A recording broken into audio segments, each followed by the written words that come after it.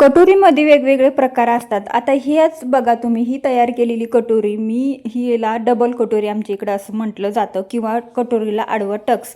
आता याला उभा टक्स दिलेला आहे, पण आडवा टक्स कसा द्यायचा, उभा टक्स कशा पद्धतीने द्यायचा आपण मागच्या व्हिडिओमध्ये कालच्या बघितलं. आता बघा, उभा टक्स आपण दिला. आडवा टक्स देण्यासाठी आपल्याला कटोरी खालच्या साईडने अर्धा इंच वाढवायची असते, त्यामुळे आपला वरती अर्धा इंच जातो, त्यामुळे एक्स्ट्रा वाढून घ्यायची. ठीक आहे, चला आता मी ते टक्स तुम्हाला इथं देऊन दाखवते. इथं कटोरी अर्धा इंच खालच्या साईडने वाढवलेली आहे. आता टक्स उंचीला इथं आपल्याला किती घ्यायचा, नेहमी 3 घेतो, आता इथं 3.5 किंवा 4.25 घ्यायचा आहे. 4.25 का, तर मोठ्या मापाचा ब्लाऊज आहे. जर छोटा असेल तर तुम्ही 3.5 इथं घेऊ शकता. त्यानंतर इथं अर्धा इंच आपलं वरती जाणार आहे, त्यासाठी घेतले. आता 1.5 इंच जसं आपण टक्सची रुंदी असते तेवढीच घेतली, मार्किंग करून घेतलंय. आता टक्स पण देऊया जेणेकरून तुम्हाला समजेल. तर चला, मी पहिला आधी टक्स देऊन घेते, म्हणजे तुमच्या लक्षात येईल आणि छोट्या छोट्या गोष्टी तुम्हाला समजतील.